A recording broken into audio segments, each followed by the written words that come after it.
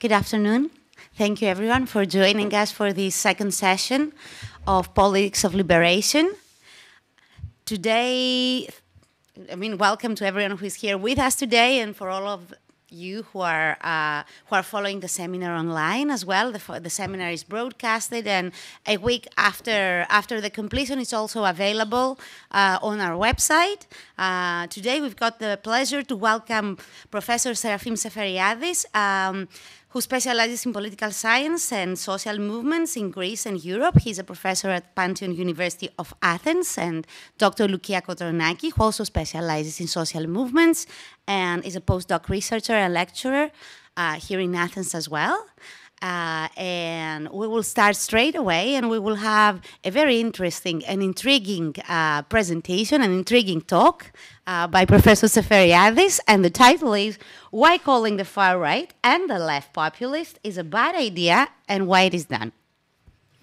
The floor is yours. Thank you. Thank you to everyone. Thank you for being here with us. And I'm going to start right away. Well, this paper, indeed this project, which has already led to this book, so far just in Greek, originated in my general dissatisfaction with the disorderly proliferation of the concept populism, especially the ways it has been encroaching upon my own field, contentious politics. Because nowadays, populism is not just Orban or Maduro. It is also the Arab Spring, it is Occupy Wall Street, it is practically every social movement and every popular mobilization. Trying to articulate my criticism, and believe me, given the enormous size of the literature, it's an industry, this is not easy, I realized that I had to go way back to examine the cognitive but also the normative motives of existing conceptualizations on the basis of this understanding formulated by Nobelist physicist George Thomson, that concepts are ideas which receive names, determining both the questions one asks and the answer one gets. It is important, therefore, to pose the question squarely, when nowadays increasingly we say populism, what are the ideas we name and how we go about doing it. Because whether we realize it or not, when we engage in concept building, we implement notions of reality, mental images, phenomena we think are important, significant. And this is where values come in. Max Weber, with his notion of Wertbeziehung, but also Robert Merton, have long suggested that it is ultimately values which determine concepts. But if this is so, if values do indeed determine concepts, it is also possible to work our way backwards, to tease, but to see whether they actually succeed in implementing the notion from which they emanate, which is precisely the meaning of the Weberian Wertrationalität, or value rationality. To illustrate with an example, if I'm interested in connecting two riverbanks, say Brooklyn and Manhattan, coming up with the concept bridge has an impeccable value rationality, which means that the idea is really good. But this is not all. For as we pass from the ideational realm to that of empirical reality, as we say, from the pure declaration of a meaning to the challenges of denotative adequacy, the concept, in our example, bridge, would have to include mention of all those properties that are required for the concept to perform successfully in the real world. Things such as the appropriate materials and construction procedures, safety guidelines, perhaps even the bridge's suitable location. Assessing whether or not this is the case, and if it is not, the bridge will collapse.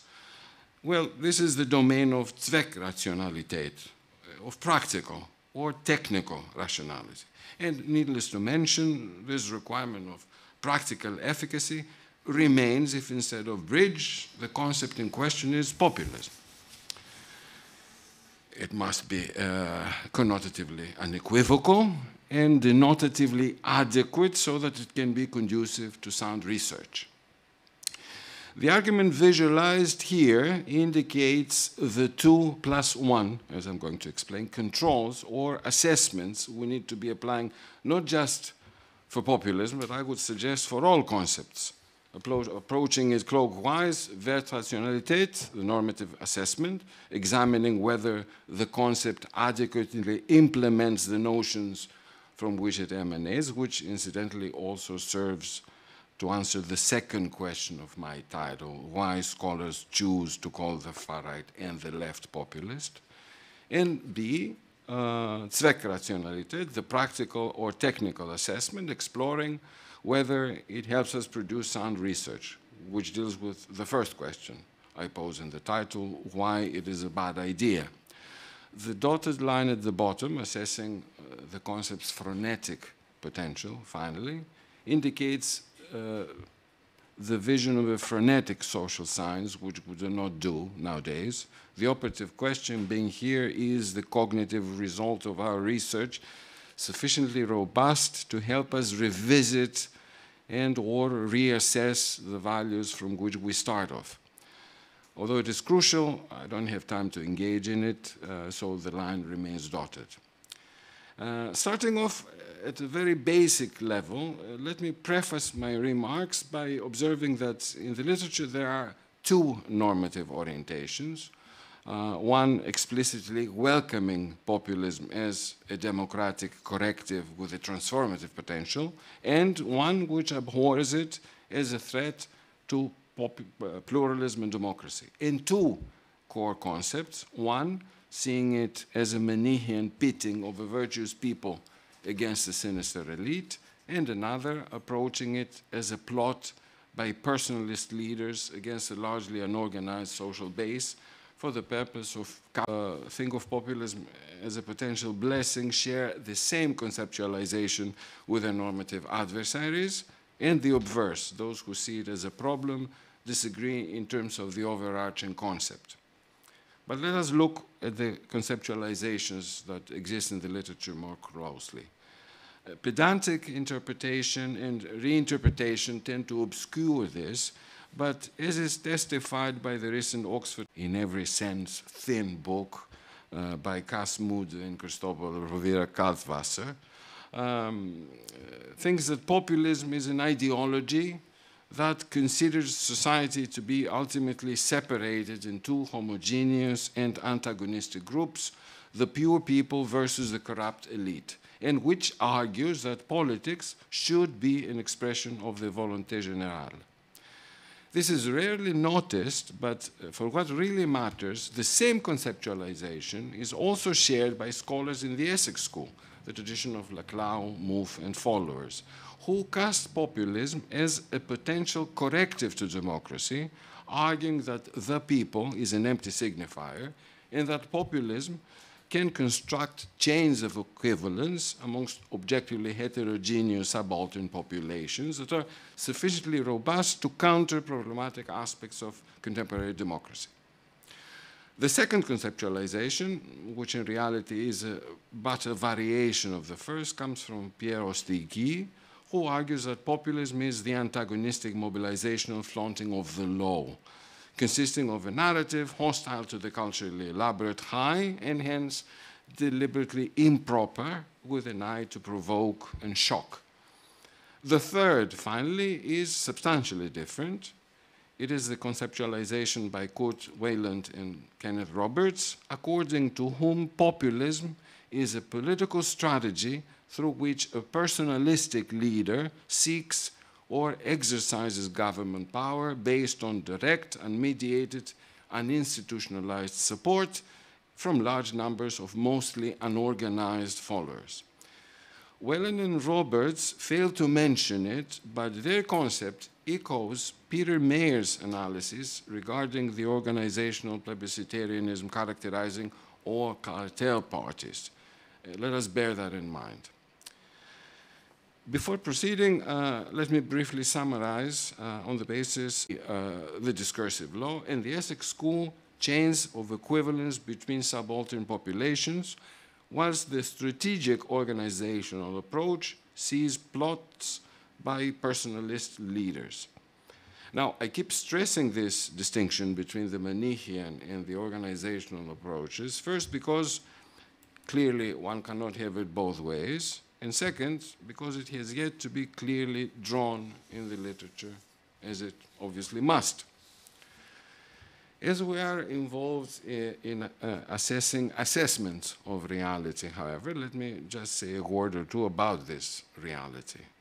I categorize my remarks into economics, politics, social movements, and party political responses, as well as outcomes. I have neither the time nor is it necessary, I think, to delve into the socioeconomic field, especially the glaring inequalities of contemporary zombie capitalism, except for the data appearing on the slide, or statements such as those by Warren Buffett to the effect that the billionaire class is indeed waging a war against everybody else, and it is winning. Turning to politics, these three features, ruling by decree, unaccountable supranational institutions, and a rampant crisis of representation are also too well known. But these features have also provoked responses. In Cairo, Madrid, Athens, New York, militant social movements became, and the right.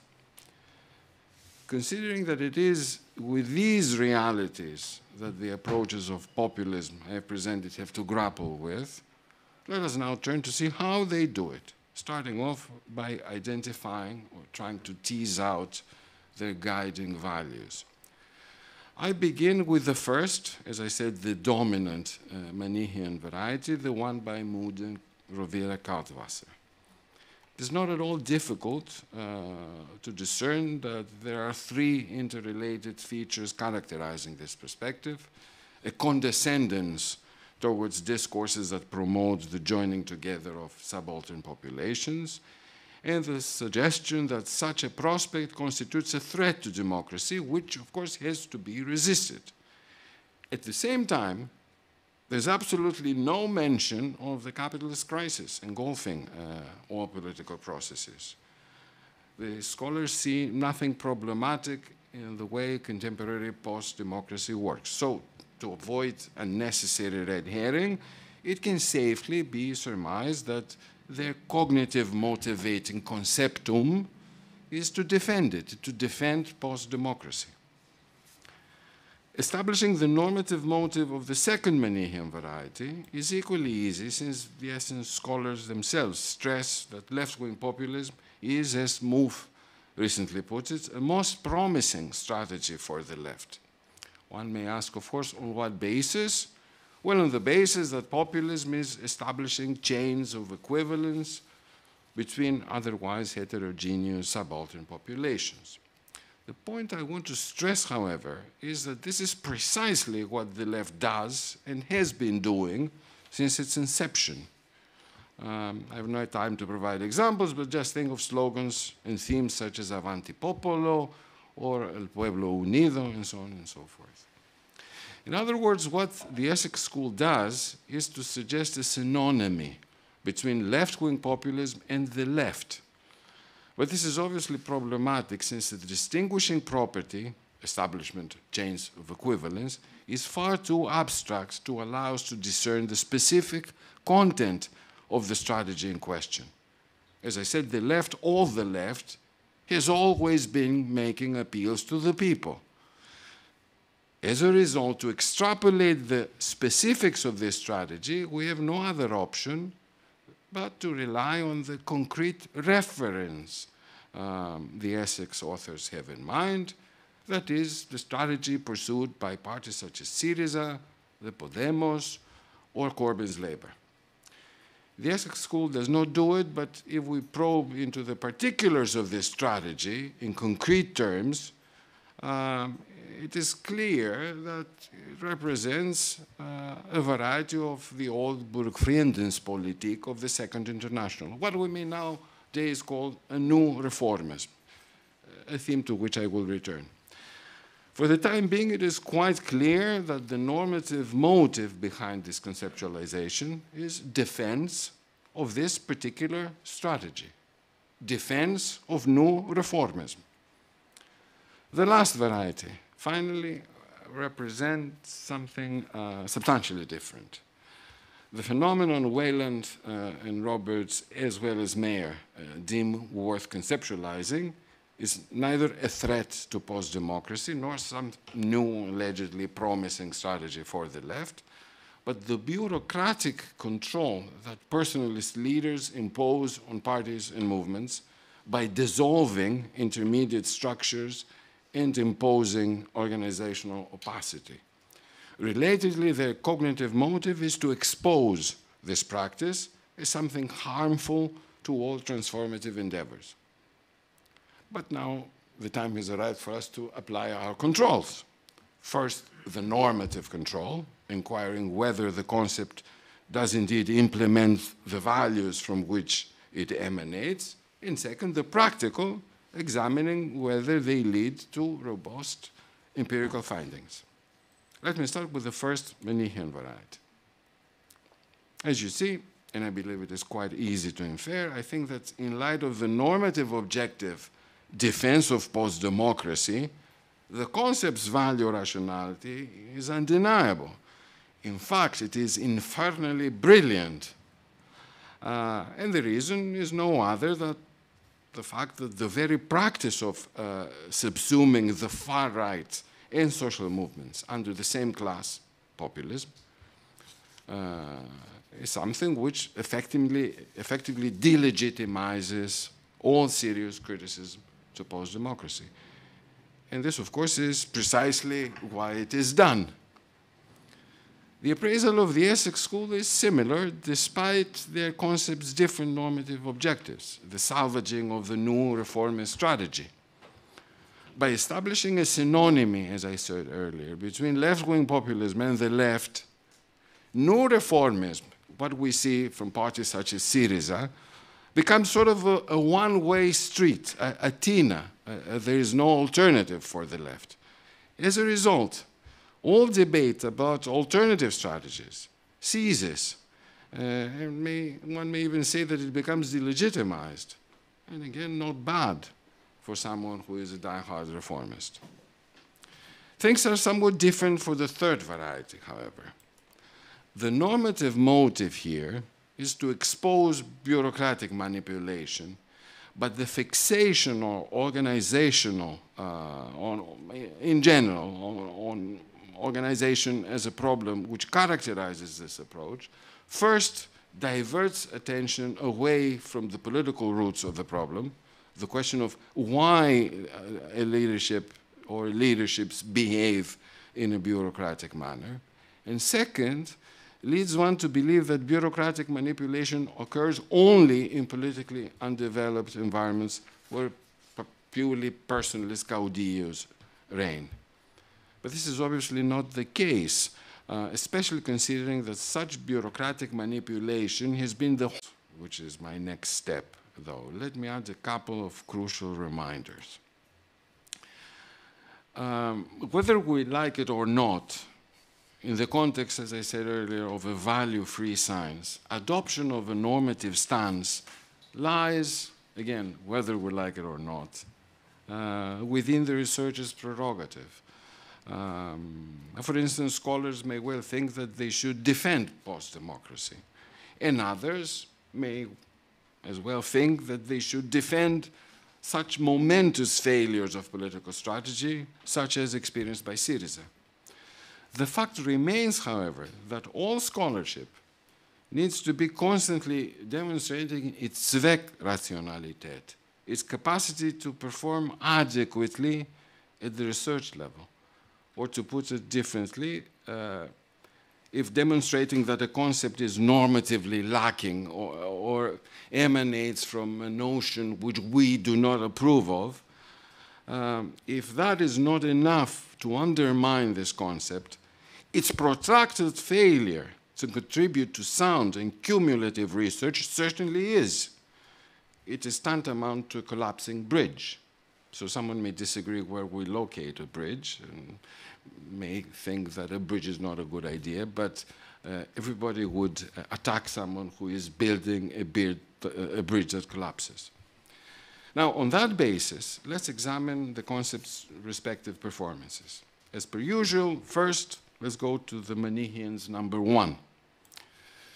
Now, concepts of such astonishing generality, denoting both the far right and social movements, are what Giovanni Sartori called pseudo-classes. Classes which, because they are formed at a prohibitively high level of abstraction, where far too many dissimilars are being assimilated, acquire an empirical denotation that is both analytically intractable and cognitively spurious. As a result, major differences are cancelled out on the thin basis of secondary and trivial similarities. As it would hardly make any sense to say that man and fish are alike because they are both features that can swim.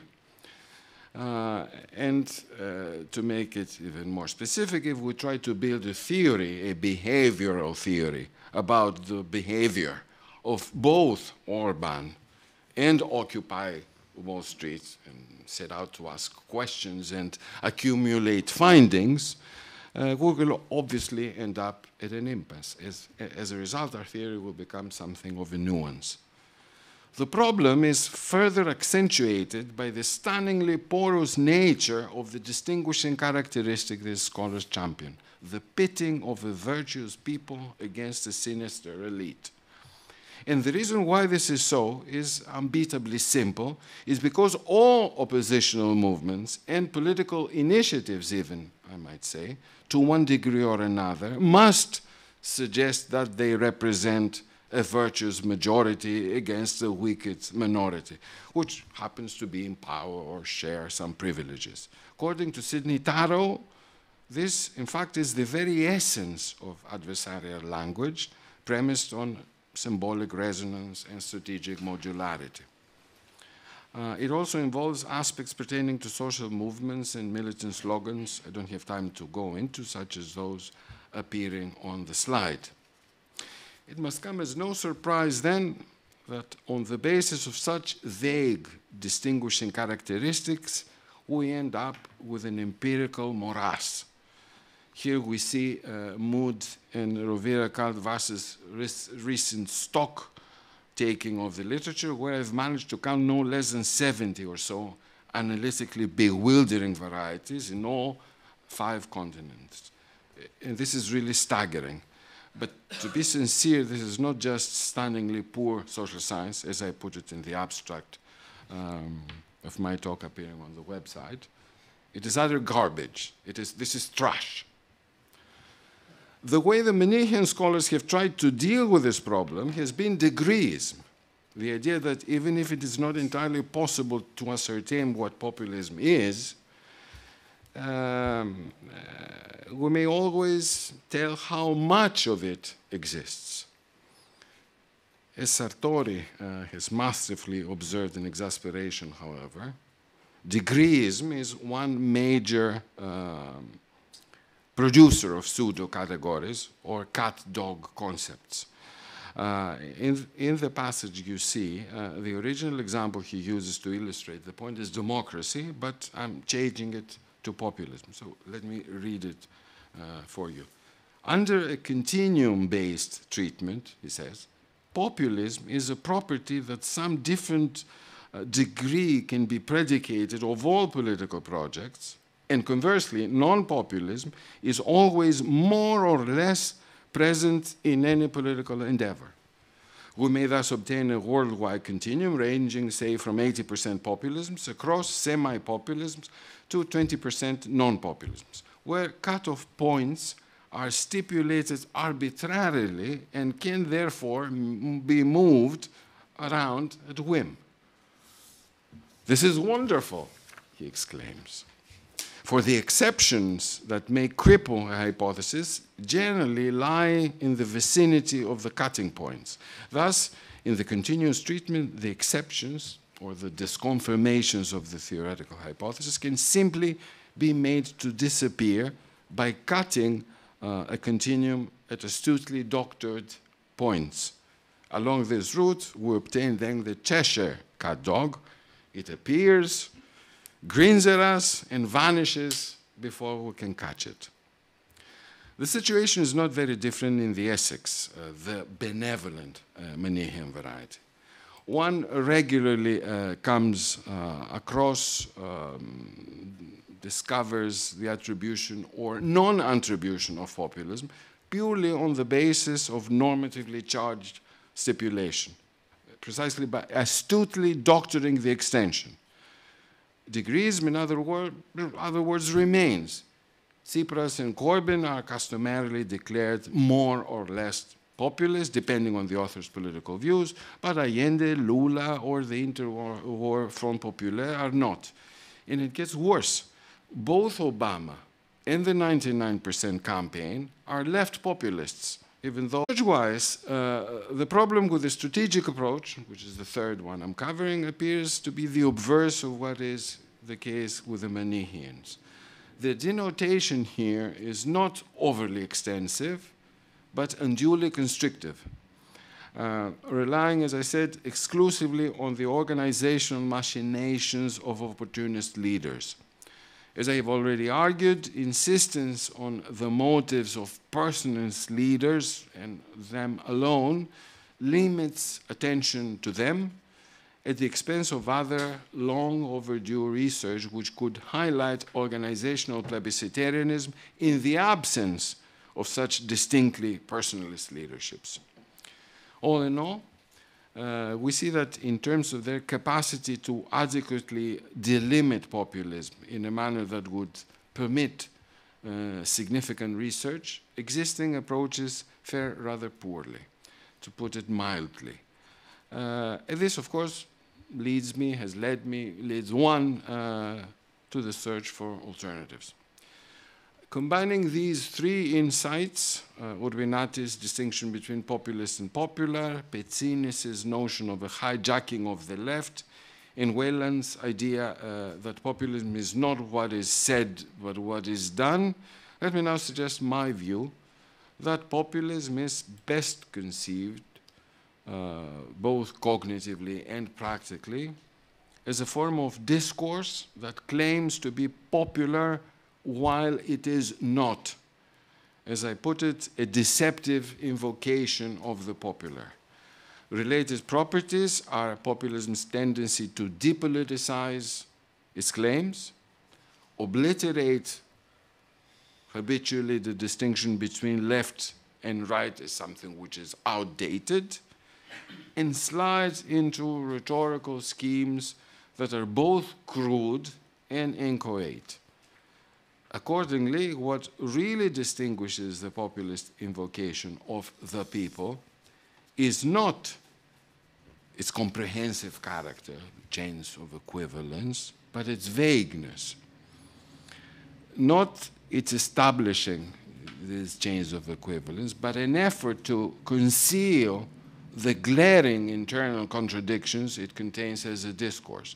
The fact, for example, that it claims to be fighting domination without fighting the dominant. Having said that, let me now put this conceptualization, I suggest, under the controls I used for the other approaches, which of course requires me to spell out my own, my personal normative starting point. Concurring with the strategic view, I too view populism as a threat.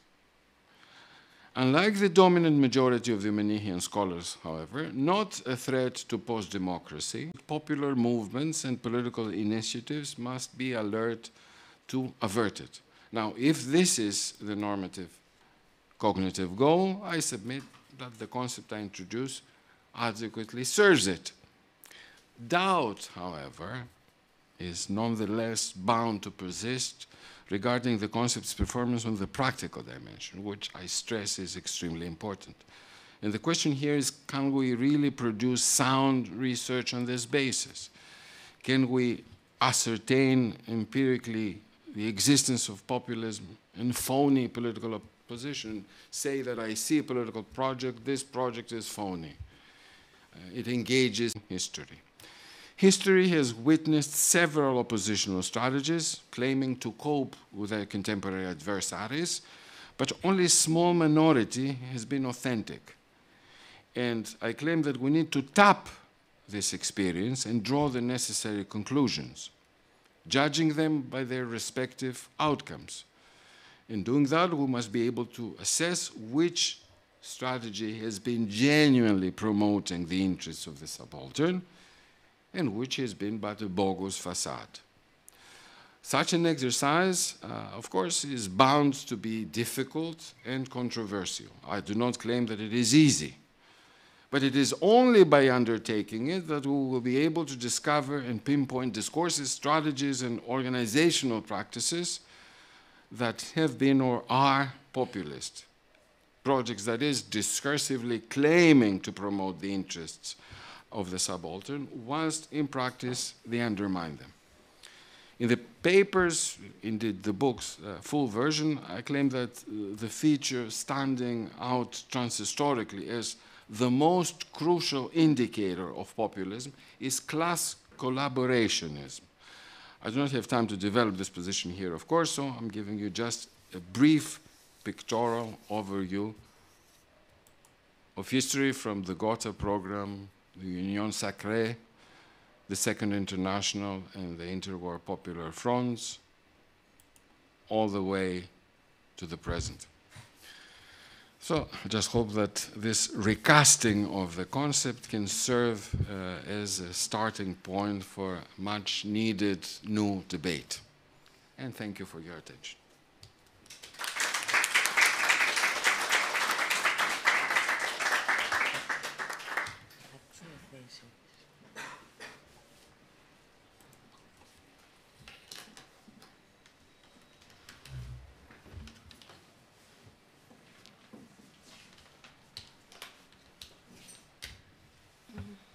Thank you very much. We will have all questions at the end after we have the talks from both speakers.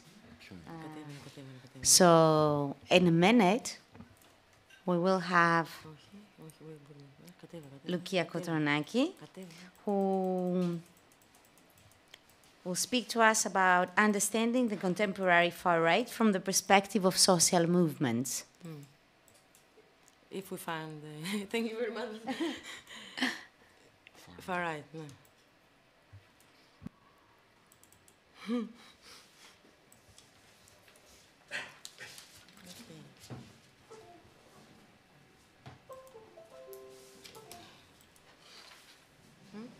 We have to.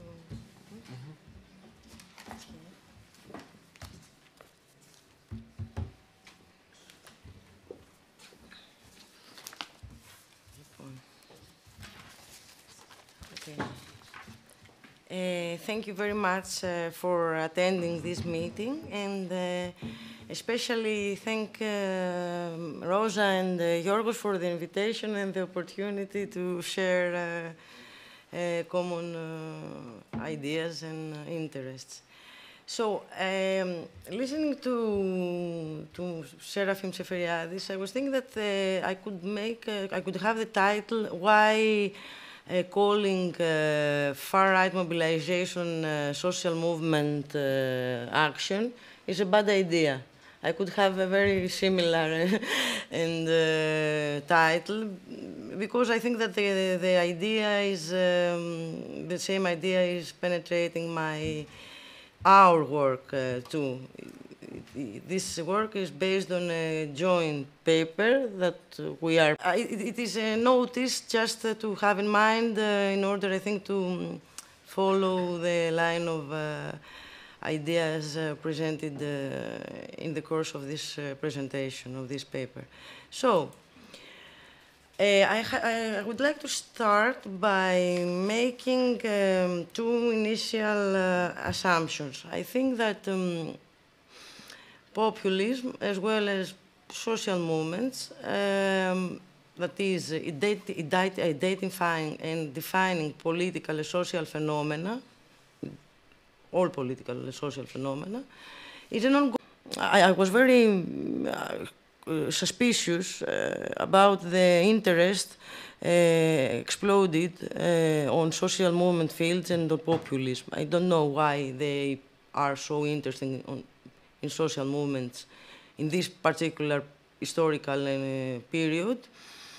And I think that there are some historical junctures that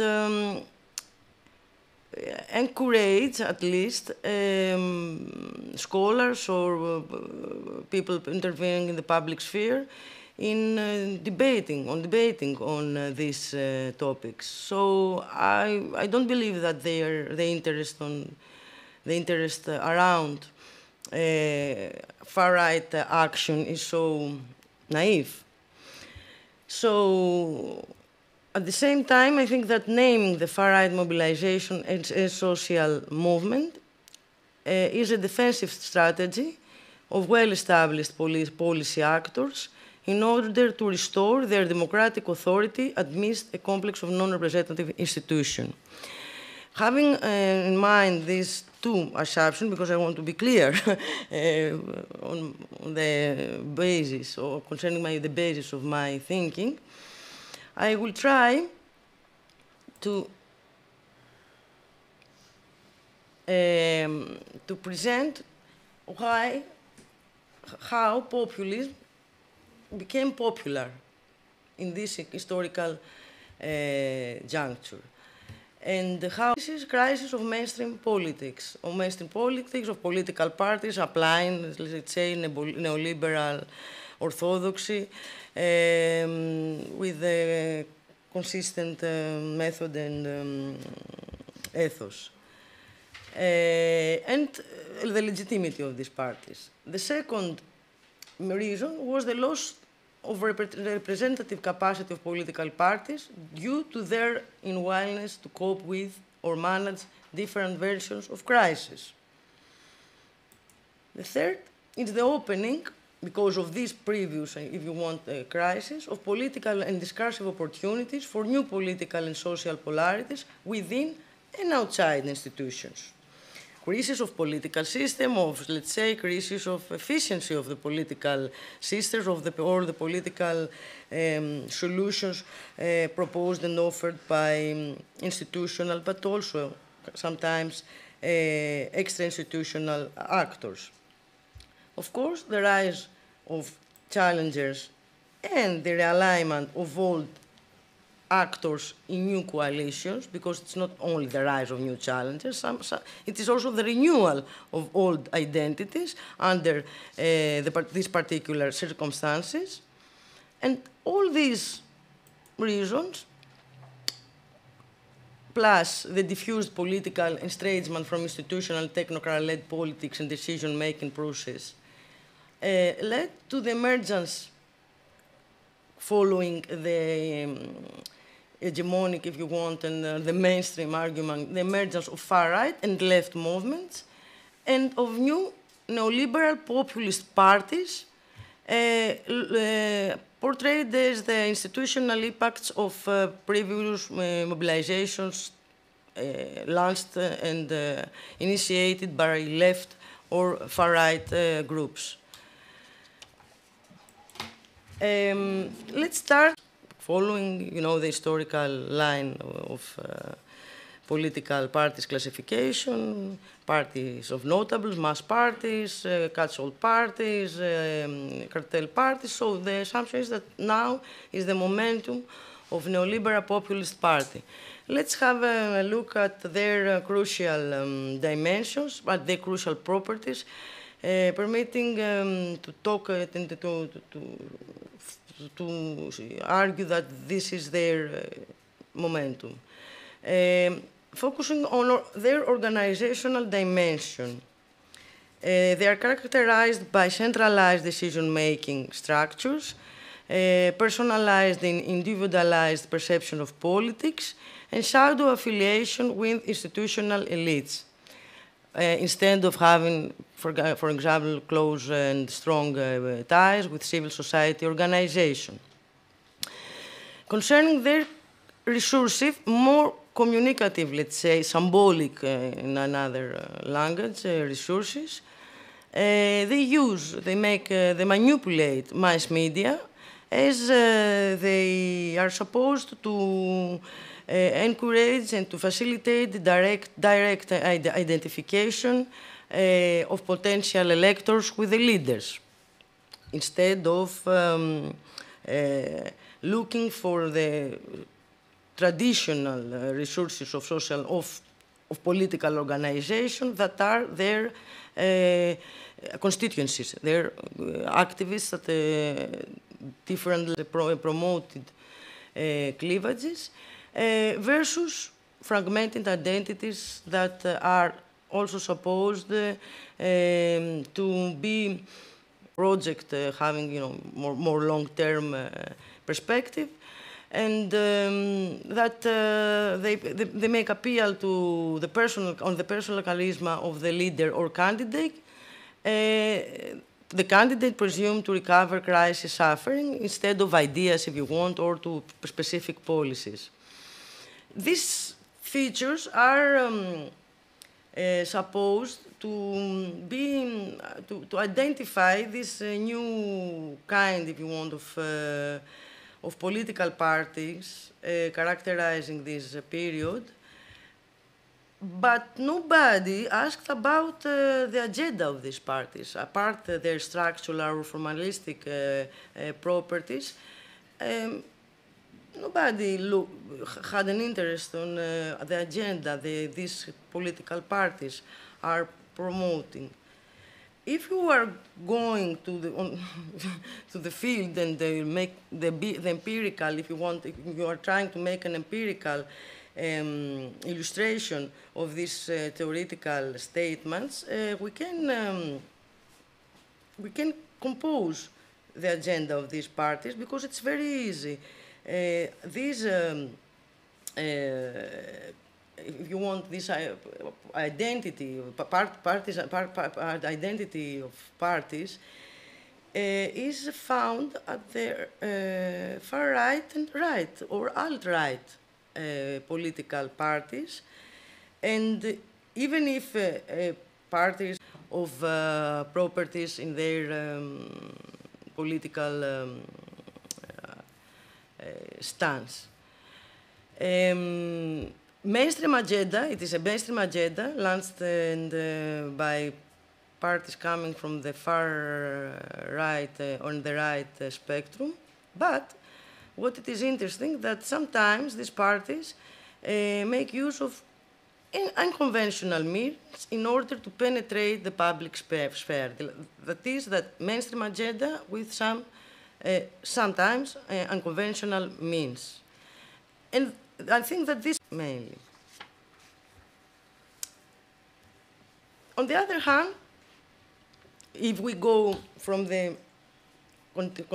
mainstream, from the field of the conventional politics to the field of contentious politics, to the field of the mobilization, we can see that there is a common line and perspective of analytical perspective concerning the far-right mobilization and the social movements.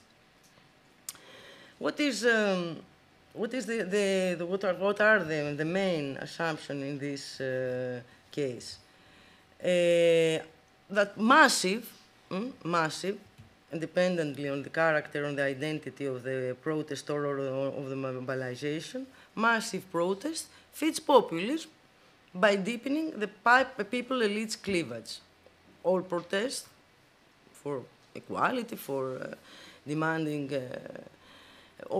different demands, are supposed to deepen this people elite cleavages that is dominant in the recent politics. The second part of this story is based on the theorem of two extremes. How antisocial and pro-social endeavors have the same impact in the political system and the system of values, in the sense that they both challenge the existing institutional equilibrium. Every challenge to the existing institutional equilibrium is supposed to be something coming from the extremes, from some extremes, having the same political impact. But literally speaking, can far-right mobilization be conceived as a social movement? So we have to go to the book, to make an analysis by the book, because it is impossible to make a political debate on this. Or we can do, but we have also to have an idea of what are the definitions of social movements.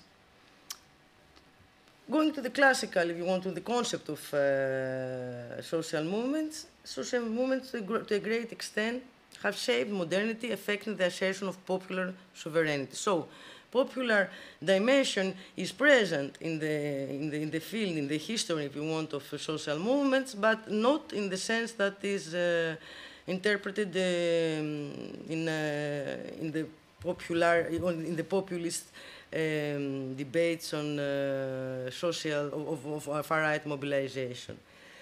The concept of social movements is loaded within the idea of popular empowerment. Key defining property of social movement is to drive toward democratization, a potential for forcing democracy. Democracy and the dynamics of democracy and the dynamics of democracy are crucial in the functions of social movements historically, let's say.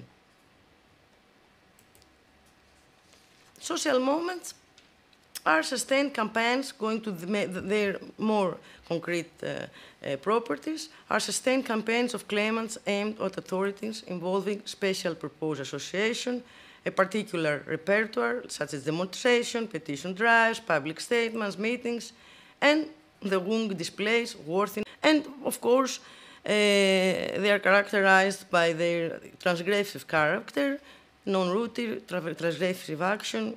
So, in this sense, social movements differ from interest groups.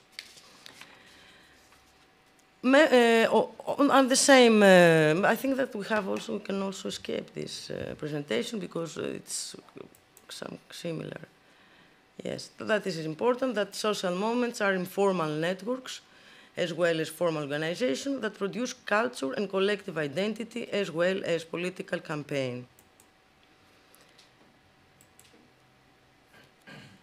To summarize, social movements are transgressive collective challenges to authorities with different degrees, let's say, of organization, opinion preference networks, and extra-institutional political endeavor. The limits that emerge from this polyvalent, if you want, polyvalent definitions is that dissimilar phenomena included in the denotation, both pro-refugees, for example, and anti- and no-fascist groups, can be part of the same category, participate in the same category. At the same time, no attention is paid to policy content and of the demands aired. If we go closer to the field of the far-right mobilization, and I think that you have in mind different groups, far-right groups mobilized around the world, and we're trying to apply the social movements theory in their case, we can find enormous and chaotic differences. Let's start with the resources. As we said before, the main resources for social movement are their social constituencies, activists and group of activists and network of solidarities. So, whereas movements rely on resource-poor mass constituencies, counter-movements, on what we're going to define as counter-movements, draw on privileged, albeit often invisible, links to the elites. Their main resources are resources coming from the elites. Elites, in elites. They can be military elites, they can be public elites, they can be financial elites, but elites, elites' resources are their main resources. Looking at their repertoires of action, whilst the movement employ WUN, what you say, worthiness, unity, number, and commitment, counter movements and or far-right mobilization. Concerning their organizational modalities, whereas movements typically seek horizontal structures and deliberation, far-right mobilization promote top-down hierarchies, often implementing varieties of Führership.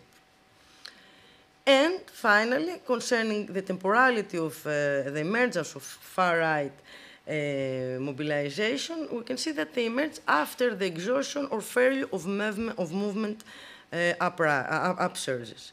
So, following all these, if you want the characteristics or the properties of far-right mobilization, focus on of the temporality of their emergence. They have reactive and backward-looking normative frames, a retrograding objective for returning to a prior social condition, de-democratization claims demanding contraction of the public sphere and of social categories having access to it. You can imagine whose political participation is allowed it, and if they want to represent, and whose interest they want to represent at the public sphere. They have exclusive versus inclusive forms of political participation, close attachment to elite and state apparatus mechanisms for the acquisition of mobilization resources. And on this sense, counter-movements are non-institutionalized collective political endeavors resisting democratization and not the opposite. That led us to another, to what we have also characterized in previous work and in ongoing works as elite contentions versus popular contention, that is social movements contention. Thank you very much for your attention.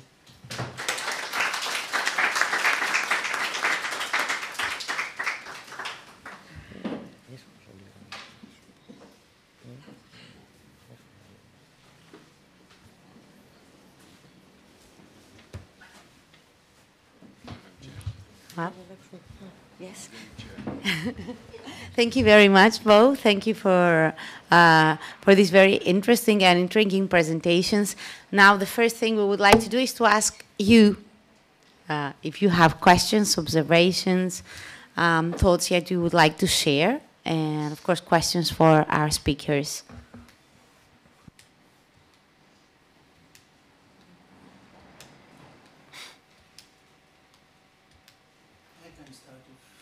Yes, of course. We've got a microphone somewhere. We'll use a microphone for the recording. Okay. Thank you.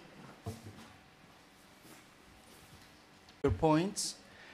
And my question is simple, and I'm coming back to Professor Seferiades' original question. Why, or as Dr. Kotronaki said it, let's say why this populism discourse became that popular. Let's call it like this. And you give a lot of different explanations, but I missed, and correct me if I'm wrong, why social theorists themselves use it that much, or used to use it that much, and you both went to the political, if I understood it correctly. You both, either by going to the field, as Loukia said, or as Professor Seferiades did it, putting back the political question. So my question is this, it's as simple as that. The only way to deal with it is to go back to the political, so to see it in the political sphere, or there is also an internal discussion within the social theory why it became that popular and why it is still that popular. Would you consider us part of the social theory, or No. What are we? I'm not the sociologist, so I use the the terms a bit no, in a vague way. As when you say social theory, what do you mean? The literature, the field, us, you, the world, the media? Because you don't have... The guys you used, most of the guys you used as a reference. So the literature. I mean, I've tried to explain that people practicing social theory or research or teaching or thinking out loud have normative convictions. And when they see an aspect in reality, some elements of it strike them as important, so they need to come up with a word to delimit it and start thinking about it, ask questions about it, research certain aspects of it. So I think that's the way it develops. And you see people sort of storm or sort of carrying out, occupy Wall Street, and they feel fear, they feel threat, they say this is disorderly. That has also been the story of our field, contentious politics. For a long time, as you know, social movements were thought to be an aspect of abnormal behavior. Like people would ask the question, what's wrong with this guy going out to protest on the street? So that reflected a normative predisposition. So on that basis, you have the concept. I think that's the key point to stress, that it all starts from a normative predilection, I might use the word. Now, if that is political, yes, it acquires a political form eventually, because it paralyzes, causes traffic congestion, for instance. That reflects a normative starting point, which then acquires a political form. And my point has been that we need to go back to the second aspect of your question. We need to be doing both. We need both to wage a battle, really, within social theory, within the research community, the academic community, the community of scholars, whatever, in order to expose the extent of the stupidity of this approach, not the normative stupidity, the practical stupidity, the fact that the research findings are trash. And I'm using the word deliberately, although it's provocative. I think that the key works do not add anything. Like if they were submitted like a century ago to someone like Max Weber would laugh his rockers off, like he would not accept that. So this is a battle you wage at the social theory field. On the other hand, for the situation to change, and for people like young scholars or young researchers to stop accepting and using populism so much, that requires also changes in the social level, at the cognitive level. That requires social mobilization. What I call sort of a new contentious cycle, or sort of something that would expose the problematic aspects of the current situation. What I called in my presentation zombie capitalism. So the short answer is that you need both. You need both to expose the problematic aspects research-wise and wage political battles as well. I don't know if that answers your question. If that extremely long answers your brief question. Yeah, thank you very much for this very interesting question. I think that there are many reasons. And as I can imagine, one is because it became trendy. it became a very easy, if you want, frame in order to describe at a very superficial level, of course, things that, or political ideas, or political streams and political themes that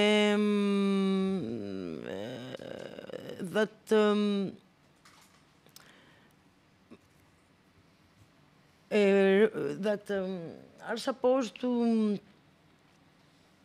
express with the reinvention of people. So people was reinvented as a crucial category of political reference. So it was very easy frame, a very easy basis and axe of reference. Why was this populistic idea adopted by political parties? I think I cannot be the psychologist of political parties, but I think that because left political parties didn't want to admit their left identity, neither far-right political parties their far-right identity, because the main challenge was to occupy the mainstream political spectrum, which is also supposed to be ideological, non-ideological, having non-political connotation or ideological connotation. So mainstream political sphere doesn't like political colors. So, and I think that many political parties, even coming from the left, didn't want to have a risk, to take a risk by declaring their left political identity. So they wanted mainly to in the debate, and from social movements, I don't want to say scholars, but from social movements activists, why populistic idea was interesting. It was because they wanted also to express in a very easy way this stream of political stream and political focus on emotion, on emotional, of the most, but the most negative emotions of excluded people, of deprived people, because there is a kind of emotionality in far right, not only on the left, but also in the far right. But what kind of emotion are they mobilized? So, in order to take a distance from this kind of politics of emotions, of negative emotions, I think that social movement activists adopted very easily, and the idea of populistic and populist political act. Okay, I'm a fan of the book of Seraphim. He knows that. It's an excellent work, and I'd like to...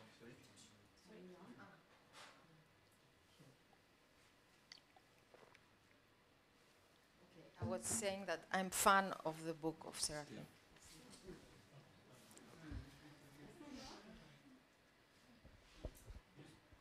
Okay, it works? Okay.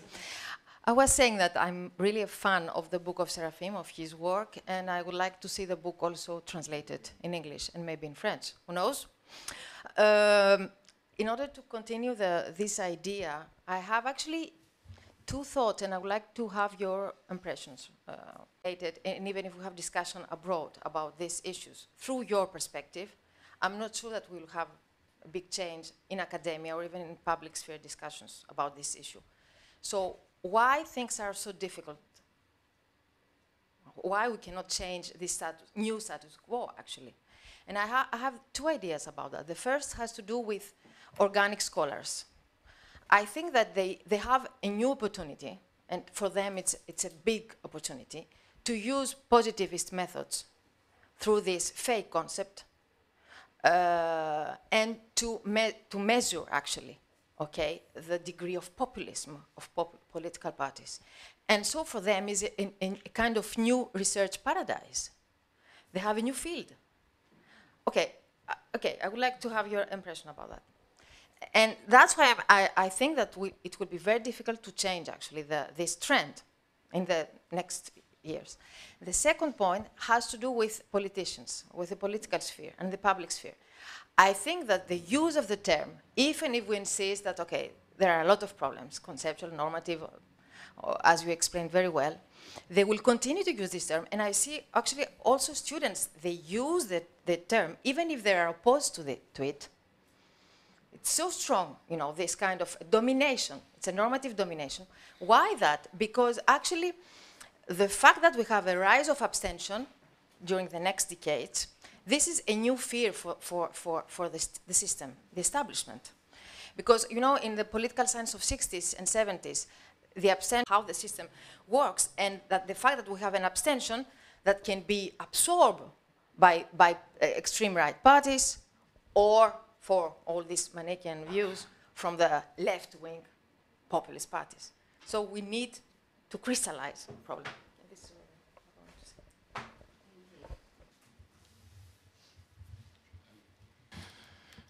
Well, yes, I agree specifically, more importantly, with the first verdict about the role of the organic scholars, because the scholars have given the concept back to the because the concept is old, as you know. When it started off, it was just an effort to sort of describe phenomena in Latin America, primarily, saying that Juan Perón, Getulio Vargas were people on the left, but not quite on the left. So that's how the concept emerged. Or you had people in Southeast Asia. It didn't perform very well because of these weaknesses. In the end, you know, the initial volume, which was a collection of essays published in the 60s, I don't even cite it in the book. It doesn't provide a definition. So in the end, it subsided. Why did we have this regeneration? Loukia said something very important, this conjunctural setup, a situation where you have the crisis phenomena I touched upon. Some scholars thought it up, they introduced it, for all these reasons, their normative underpinnings, their schooling, privileges. The European Union is offering enormous amounts of you know, research money to do stupidities and more stupidities, which has become the hallmark of the European Union as of lately. I mean, it's a disaster. I mean, it exclaimed that if you have economic development, it's going to lead to political modernization. And it collapsed at the beginning of the 70s. Guillermo O'Donnell was the person who annihilated it. All the same, it returned in the 90s.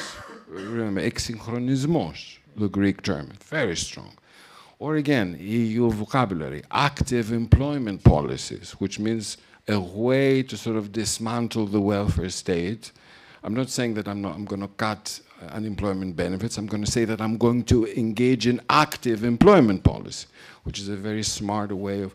So, resilience, right? I mean, you can. Actually, I have a colleague at Pantheon, Yannis Kouzis, I should mention. And one time we thought of compiling a dictionary of terms, like it's an old Brechtian habit, like what the word exclaims its meaning to be and what it really means, that I'm going to dismantle. Nobody says that. It says I'm going to become active instead of passive, which is a good thing to hear. And so on and so forth. Lots and lots of different concepts performing this function. Now, politically, it's so useful. The obvious reason is that delegitimizes popular action, like if you are a social movement activist, whereas you called upon this identity in the 70s, 80s, people thought of the 60s, the anti-Vietnam War, and so on and so forth. And it carried a positive aura. By using it again and again, nowadays you say you participate in a social mobilization, you're a social movement, that's a big deal, you're a populist. So that's very useful. On the other hand, on the left, I think that is also very sinister as well. Because you have a bunch of scholars like the Essex school saying that, yes, we do that, but no further questions asked.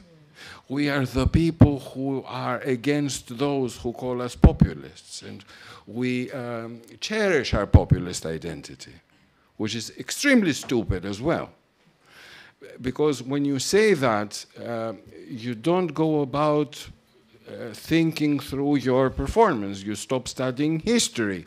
You say everything is the same in the left. Athena for the left. And this is also very systemically useful. Because the system is prepared to accommodate this sort of a left, which never discusses its identity, its performance, its history. We must resist the temptation of using the term. That's another thought I have. Like, the very fact that I'm talking to you about populism gives me the creeps, because instead of saying that, let's talk about the far right, what is the difference between the classical far right and the old right? What is the content of their stipulations? What is the structure of their rhetoric? We're talking about populism, and then we have to distinguish it from the left and movements. It's a disaster, it's obvious. Popular. It's an indirect appeal to the people, saying that we're not populists, we're not going to call upon you as a collective actor, but we're going to talk to sort of the notion of progress, aristia, as we call it in Greek. And this involves trickle-down economics. So a nice project for the future would be precisely to detect bogus invocations, like along the lines perhaps I said earlier, like why calling active employment policies is deceptive. Why, and one variety of deceptive invocations is populism, which includes the far right and versions of the left. But because they appeal to the people, not in the same way, of course.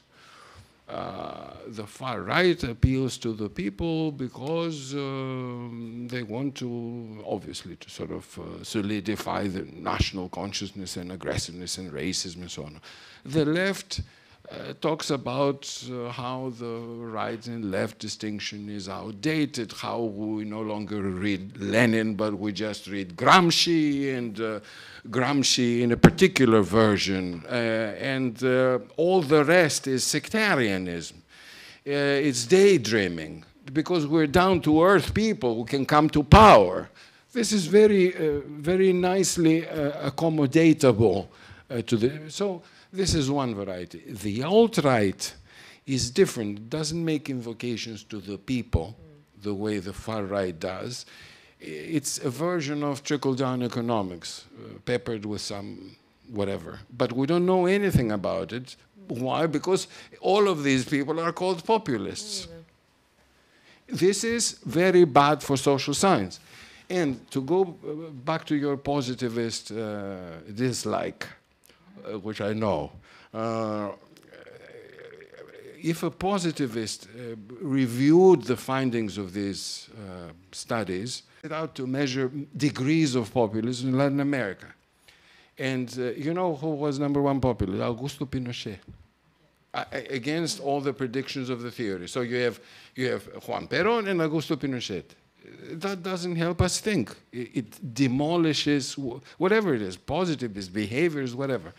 I don't think it's, and I'm a bit concerned about using the positivist sort of accusation, because it links up with clarity of concepts.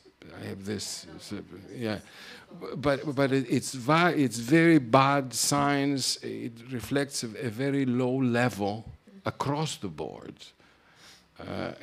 So these studies are not, and they admit so much themselves. Like you read these long sort of quantifications, and in the end they say, well, yes, but perhaps no, we're not so sure, we'll do that in another project. Another $1 million will flow in. So, I mean, it is a bad situation. How can it change? I think we try to answer the question with the Velegrakis query.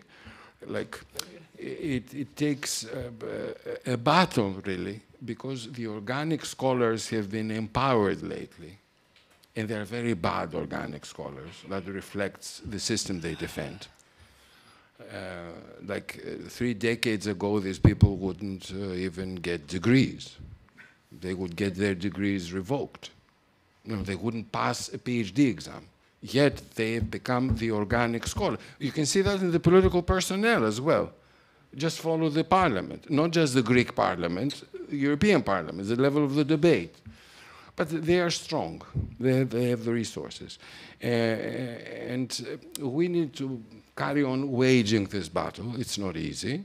In the last analysis, though, yes, it is the political. These people will become exposed in the next contentious cycle, because it will break out. It's not, we cannot say when, but it will definitely happen, because this is not to say, except if they manage to destroy the planet before that happens.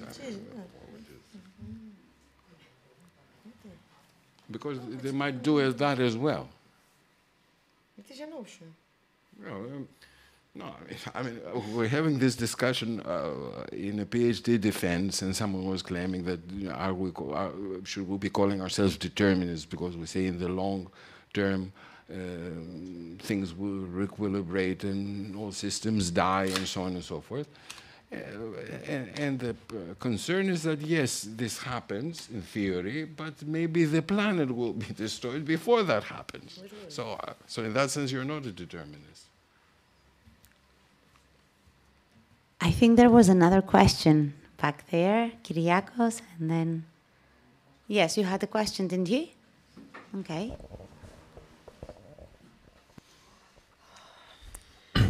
Hello.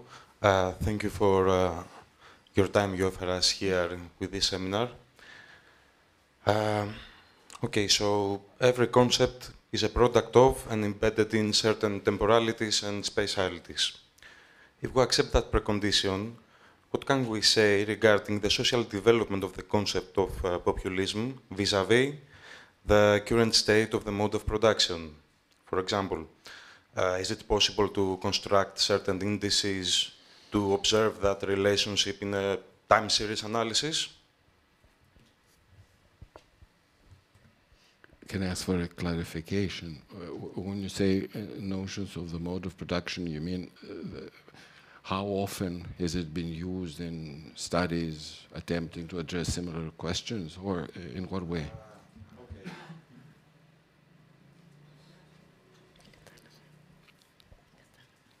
Yeah, I'm not so sure I understand. Maybe you can clarify this.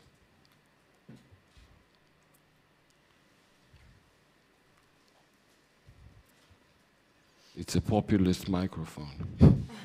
Doesn't work. Yes. What I would like to say is that I have observed that there's a relationship of who may call populists.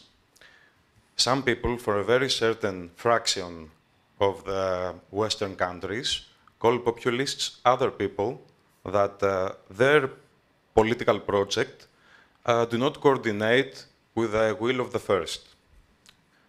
So, for example, for every liberal Democrat in the USA, I think that everyone that's against their will, it's possibly a populist. This Western-centric approach. So, if we say that the Western-centric system is also in a crisis, is it possible to relate those two concepts, I mean populism and the current form of the mode of production, and from this relationship to produce an index so that we can observe that relationship, how it develops in a time series analysis? So would you say that your notion of mode of production development, would that roughly coincide with crisis moments in this development of the mode of production? Whenever you have a crisis, you have a resurgence of the populist sort of back and forth. I'm trying to sort of understand sort of... I haven't done that analysis yet. But when you say mode of production, would you include... For example, there are some social scientists that trace our current crisis in a great systemic cycle starting in 1973. 73, right. Okay. So the beginning of financialization, give or take. Okay. Or I mean, it would be interesting, would be prepared to give you an answer. But back then, the link between developments and the mode of production and academia was not so close. Like the power of the organic intellectuals was not so pronounced, and their links with the political personnel and the media. And also the media play a very important role, as Loukia said. It's not just politicians, it's also the media who shape, you know, the discourse, which, not just the discourse, I would say the architecture, the syntax of the public sphere. Like the words, both the words we use and the ways in which it makes sense to put them together. Sort of thought patterns. It goes very deep, and the media do that. For example, see the way they are dealing with the problems Greece is having with Turkey or the Ukraine war. After a while, if you get used to this sort of handling of the issues, you cannot think in another way. So that plays a role as well. Yes, but it is an interesting line of inquiry. See what's happening deep down in production and how that reflects to the dominant concepts or dominant discourses in the research community, definitely. Yes, I had a parallel or second or para-idea making a research on the prominent ideas and concepts that have triggered debates during the past crisis. Perhaps what you feel is that there is a long story of very recent ideas. And perhaps these debates constructed around some ideas were old, but in different terms and by using different moral register or different meanings, context of meanings. So perhaps, I got your point.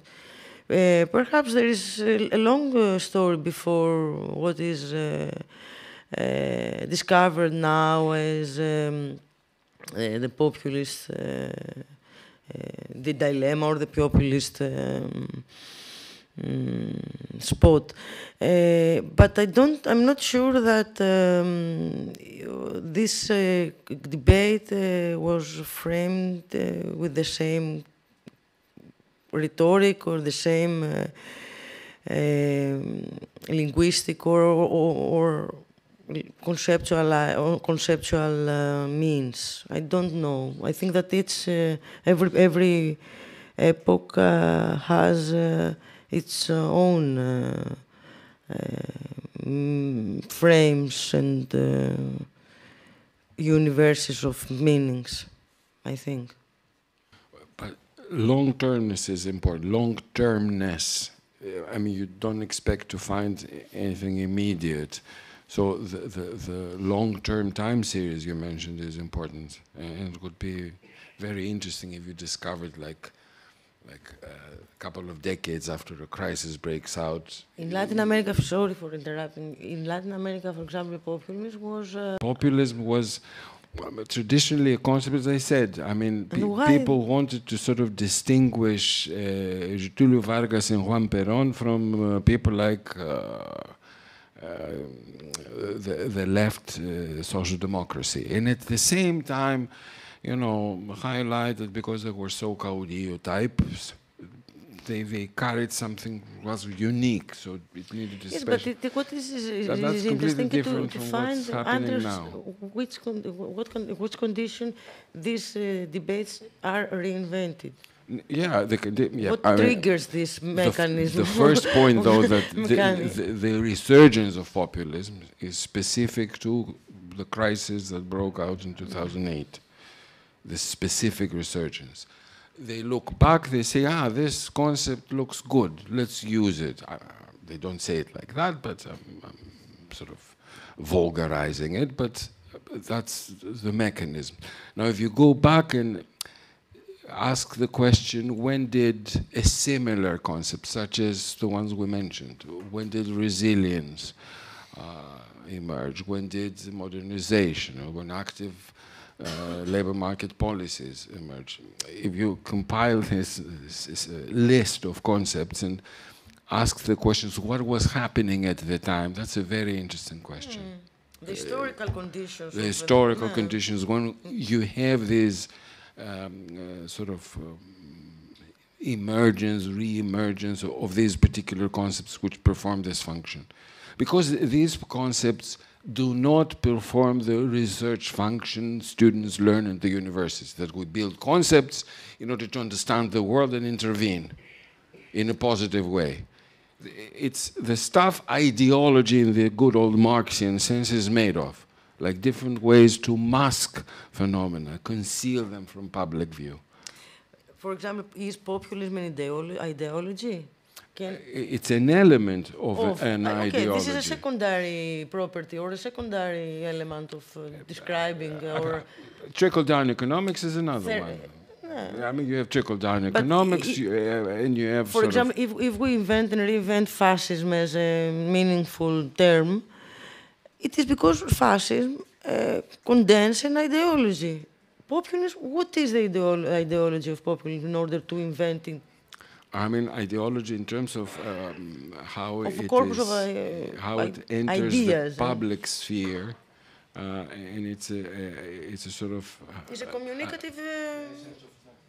whatever, communicative practice you want to call it, whatever, which has certain elements. It is possible to analyze these elements. Populism does play a role. Trickle-down economics plays another role. The rule of law also plays a role. I mean, it's an important question. Nobody asks that question. What is contemporary ideology in the Marxian sense? Like, this is an ideology. Like, you have free markets. Or capitalism is sort of the system which celebrates to determine which are the pillars of this ideology as it develops. People.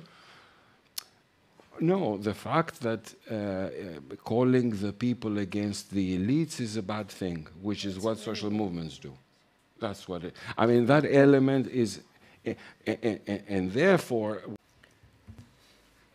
Are there any more questions from you?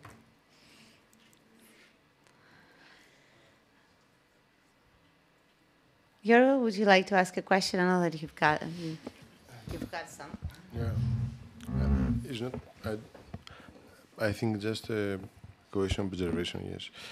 So what, what George Velegrakis asked, I think, and also what Fotis, I think, I mean, the thing is,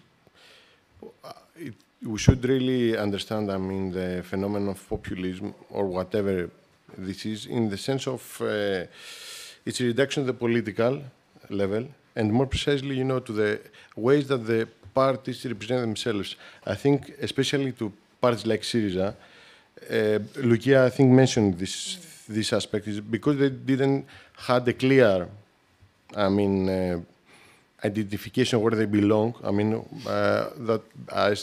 it was always, you know, this type of discourse that we represent the people, but of course we will not have, you know, a serious break with the establishment, economic, political, etc., etc. And I think the thing is that the populist scholars, they just reproduce this kind of ideological representation of themselves. And, you know, what Marx said in 18th of Brumaire, never take what the party claims for themselves. So my question is that if you think how we could start find a way to deconstruct, I mean, this type of, in epistemological terms, this type of representations of how the parties name themselves. I mean, in terms of how someone could critically intervene in this kind of issue. So this is my thing. Something else, sorry.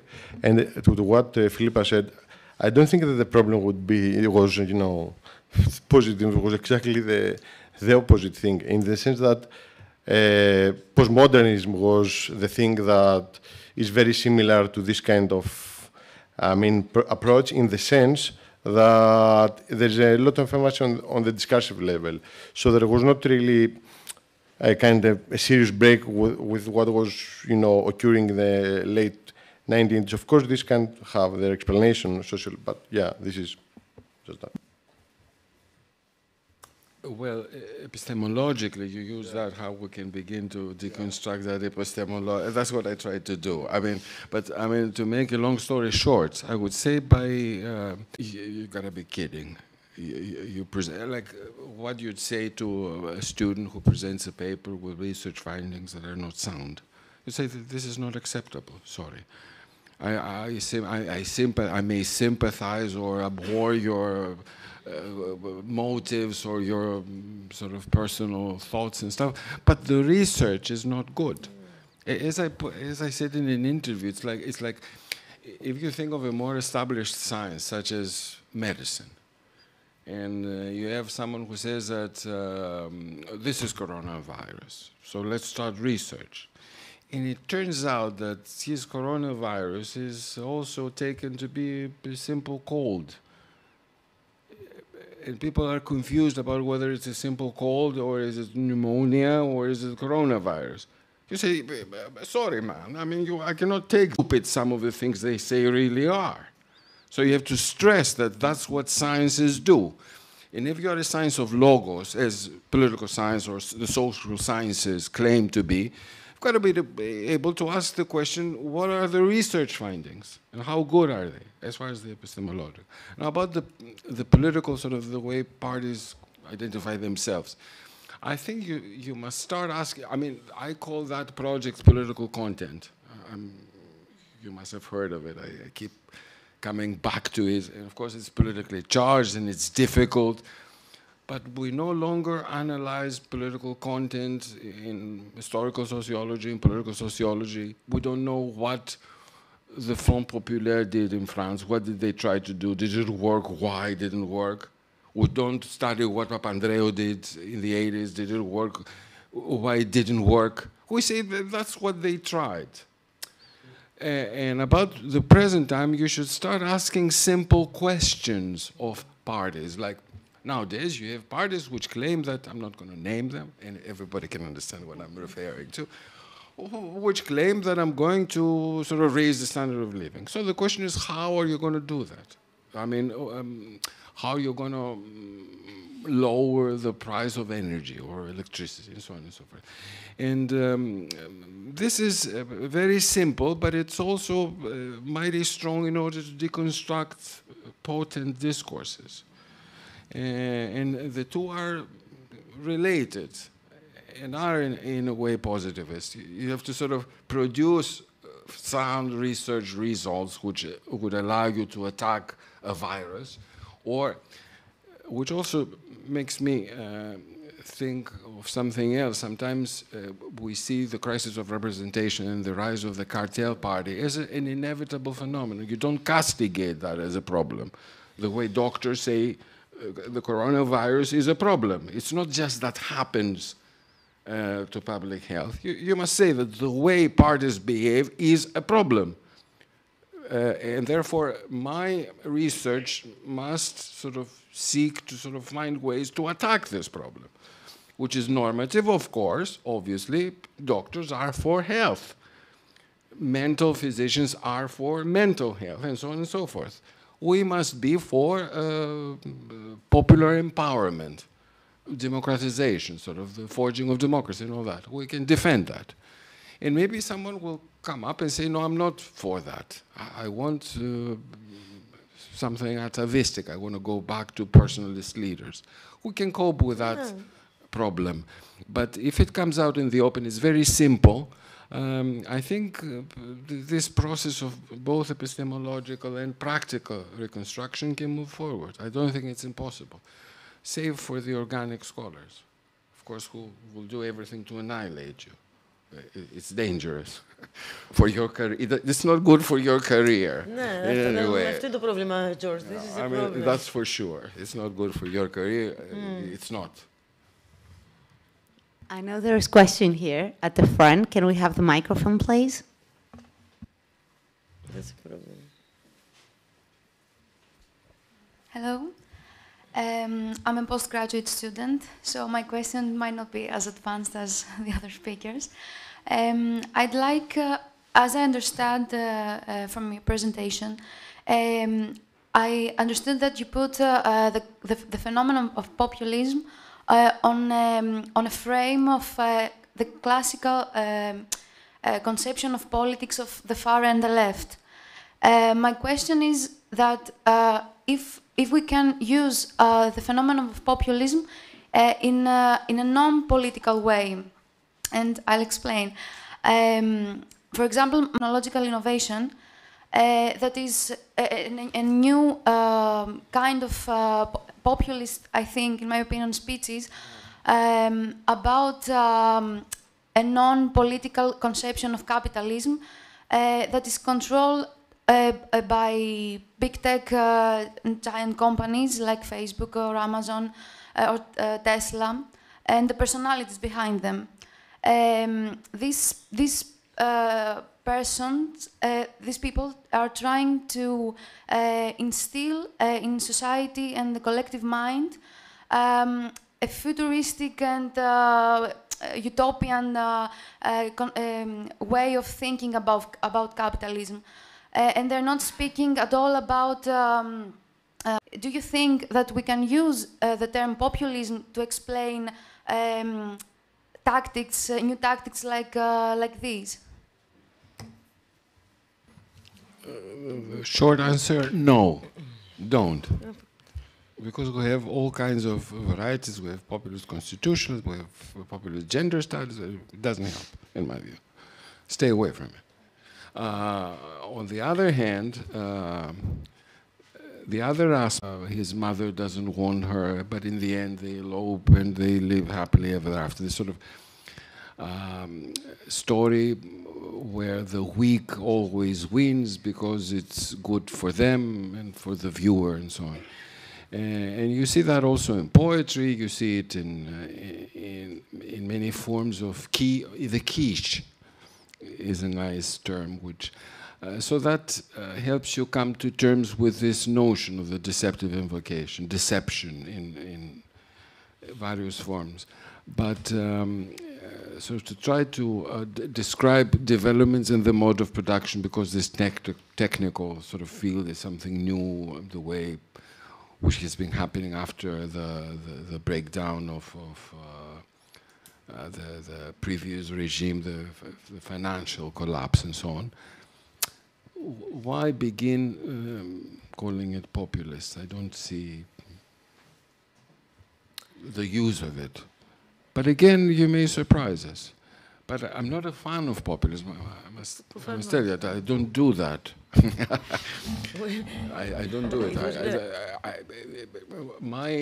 work on populism is a response. As I said at the beginning, it came out of this feeling of we're being suffocated here by populism. We should say that this is stupid. I mean, and explain why I say so, rather than suggesting and encouraging people to carry on with my notion.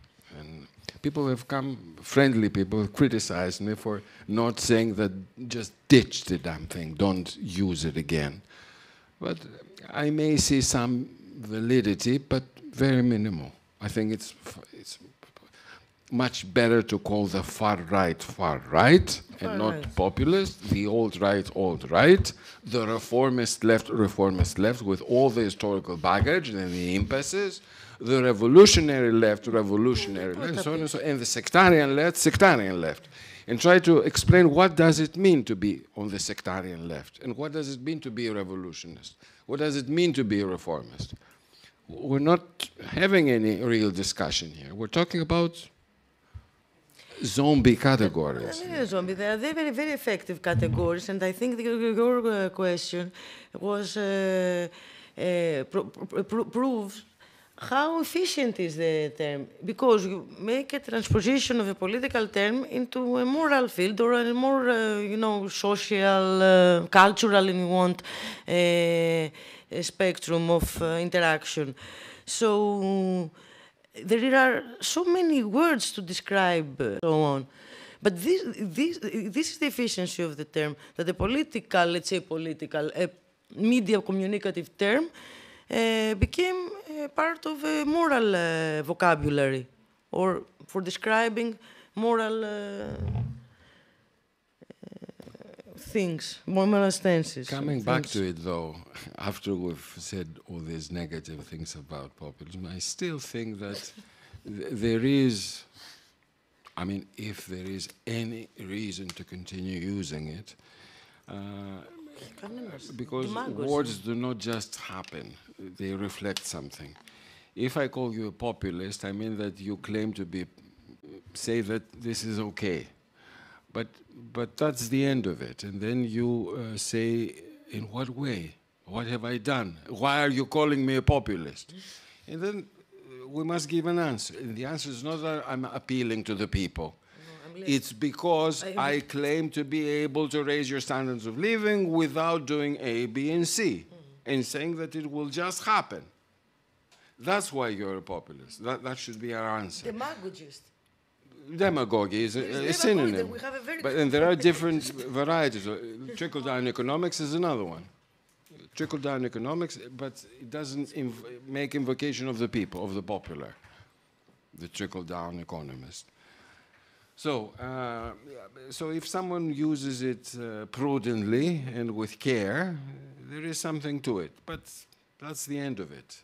And that wouldn't sort of explain this explosion. The explosion is explained because of the ideological functions it performs. Well, I think we have completed almost 2 hours. Is there a burning question? If there isn't, we'll end here. But if there is, I believe that our speakers will be willing to answer. If there isn't, I would like to thank both Seraphim and Loukia for coming here to enlighten us today. Thank you very much. Perhaps you could join us to continue the discussion. And we sincerely hope to see you again. Thank you. And we thank you very much. We enjoyed it thoroughly. No, we